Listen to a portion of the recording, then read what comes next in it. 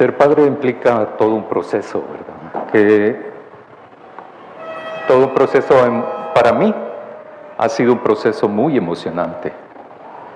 Yo iba a decir que es un proceso que no es apto para cardíacos, porque realmente ser padre es algo bueno, ser padre, y que dura hasta que uno se muera.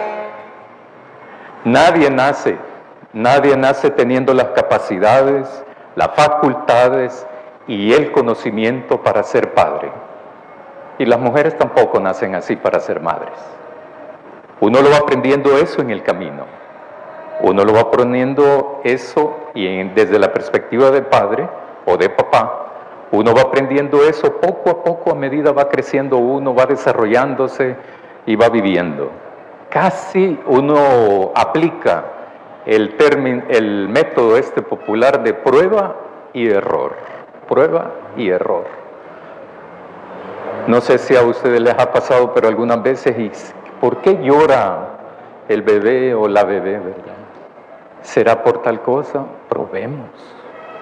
Ustedes se acuerdan que les ponían una semilla que hasta a veces el bracito de los bebés, ¿verdad? Ni lo podían levantar por semejante semilla. Y la gente creía de que esa semilla les ayudaba a tener un revire, ¿verdad? Que no los iban a enfermar de determinadas ojo. No le hacían ojo a la gente, ¿verdad? Esa es una religiosidad popular que fue enquistada en nuestra cultura como salvadoreños. Ser también padre es algo que uno voluntariamente se mete. Nadie lo obliga a ser padre a uno. Nadie. No estoy hablando de eso de la Procuraduría todavía, ¿verdad? Eso es otra cosa. Pero ser padre es algo que uno voluntariamente se mete. Y como voluntariamente se mete, es algo que uno lo asume con absoluta responsabilidad. ¿Cómo se va a quitar uno la responsabilidad de ser padre si uno se ha metido en eso? ¿Cómo? Hay hombres, yo sé que hay hombres, ¿verdad? En términos generales en el país, hay hombres que tratan de evitar esa cuestión. Sin embargo, uno asume ser padre o ser papá con absoluta responsabilidad porque la vida de un hijo, la vida de una hija, dependerá de la actitud de este padre. Depende de la actitud de ese padre o de ese papá.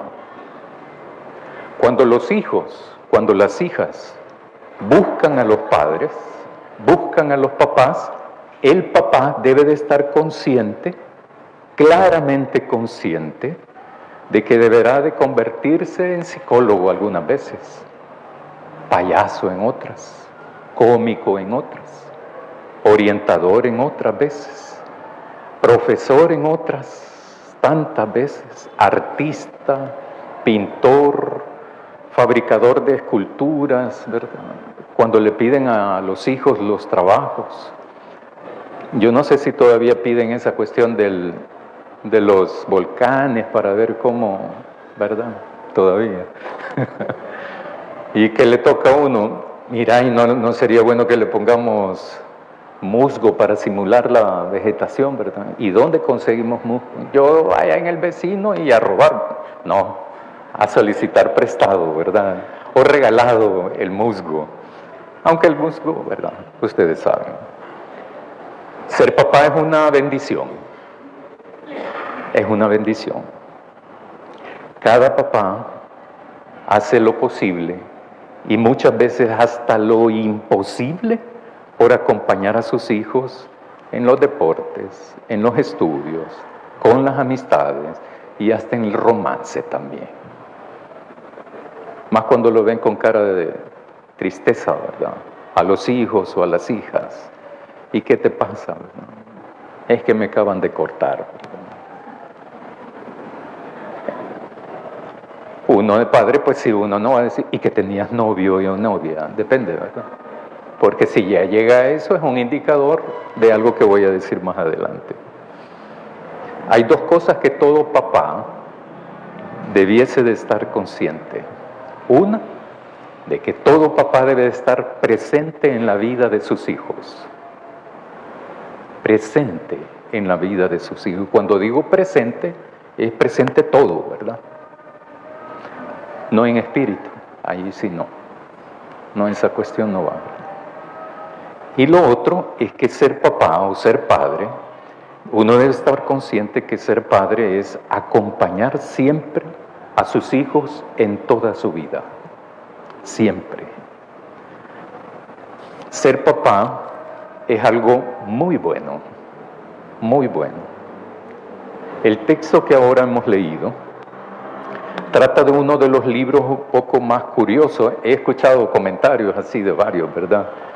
Por el hecho de lo que dije ahora temprano.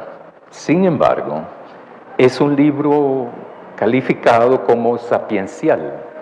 O sea, es un libro que promueve la cuestión de la sabiduría, que trata sobre cuestiones de sabiduría, de cómo vivir la vida que tenemos. Trata sobre eso, de ser coherente con la vida existencial que tenemos, pero también trata sobre la fe en cuál Dios tenemos. Y cómo esa fe en ese Dios se concretiza, historiza, se hace presente en la vida de cada uno de nosotros y nosotras. De eso trata el libro de Job. Hay varias cosas ahí que son fascinantes del libro, ¿verdad?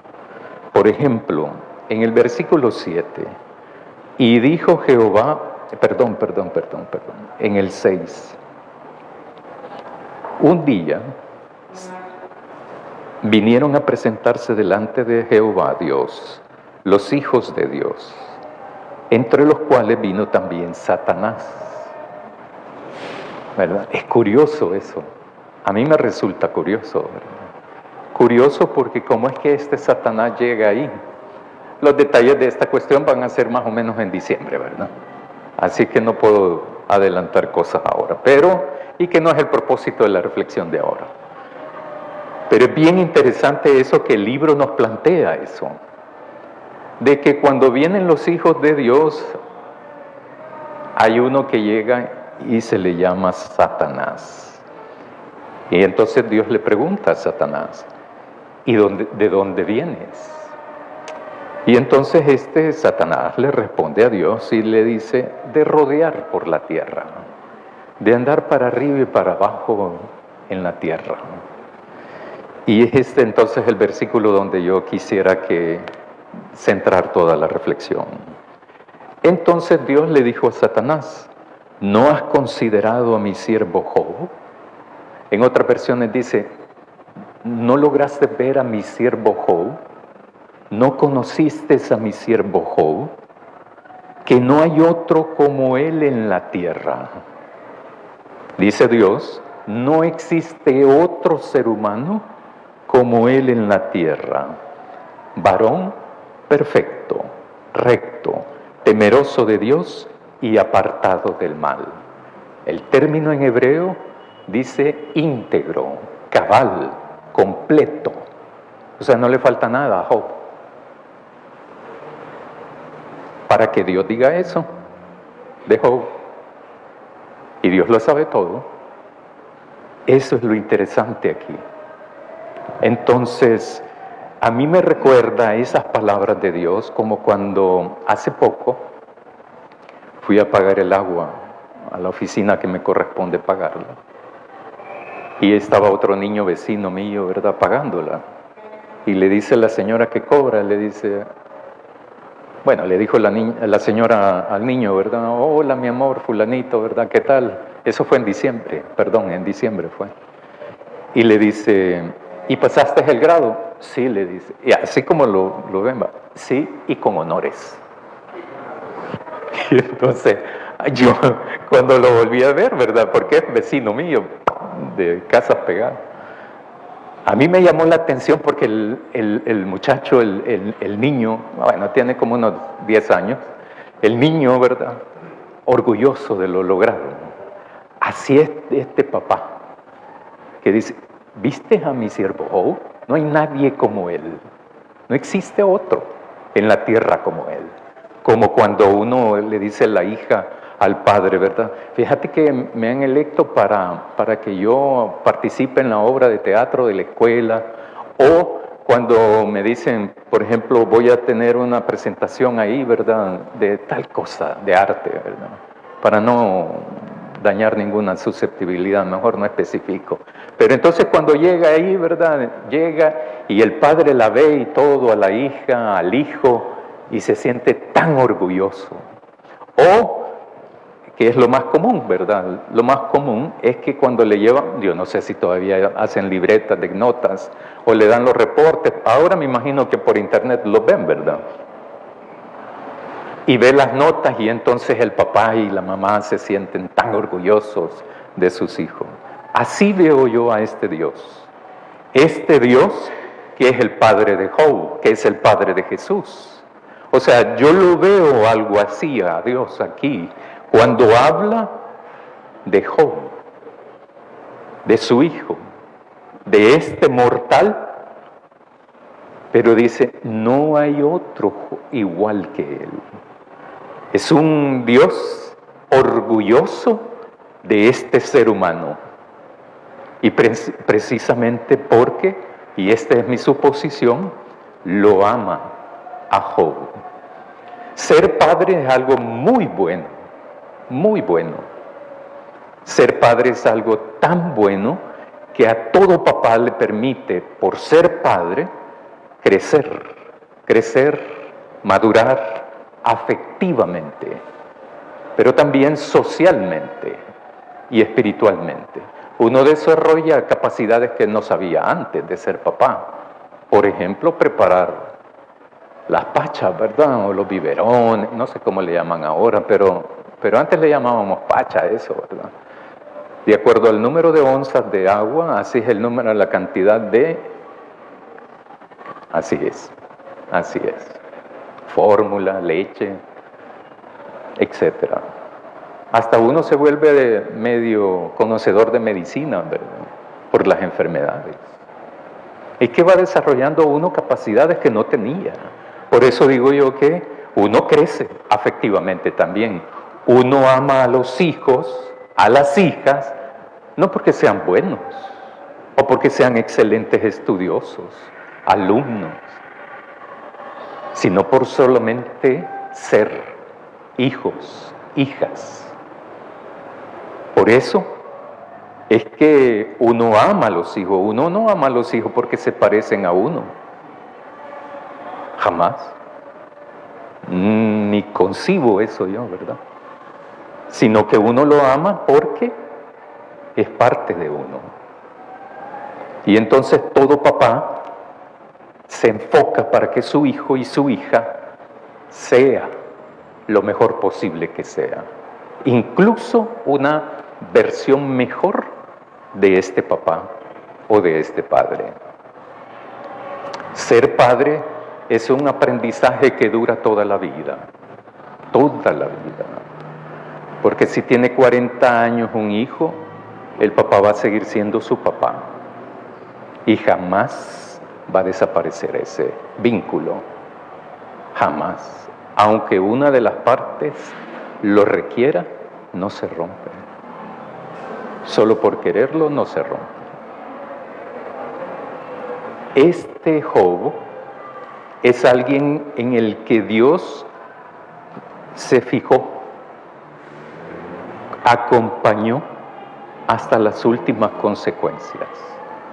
Este Job es alguien que Dios respeta, ama y considera, supongo yo, a partir de estas palabras. Este Job es un ser humano que para otros seres humanos puede ser que no sea la gran cosa, pero para Dios sí. Este Job, para Dios,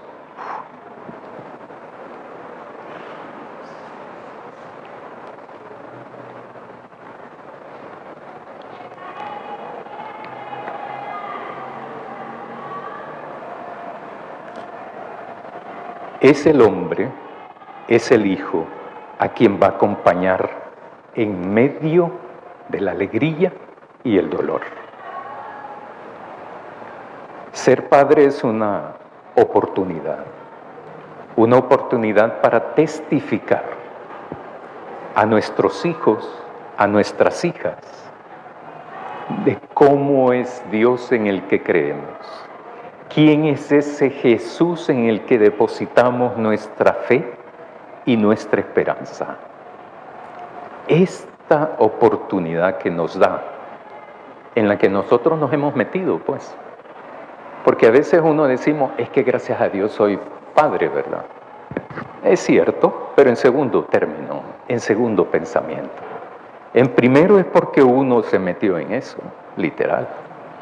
Entonces, ser padre es una oportunidad para testificar a los hijos y a las hijas de cómo es Dios en el que creemos, cómo es Jesús en el que creemos y cómo la fe en este Dios y en este Jesús me ha servido a mí como padre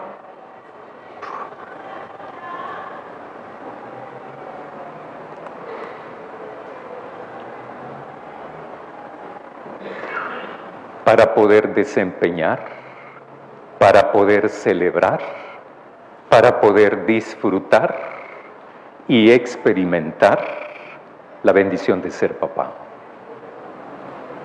Ojalá que sea la experiencia de muchos y de todos en este país, porque Dios nunca nos abandona. Cuando uno cree que no puede, hay que aferrarse más a Dios para salir avante y seguir demostrando y testificando a los hijos de la bendición que es tener a Dios como Padre también. Amén.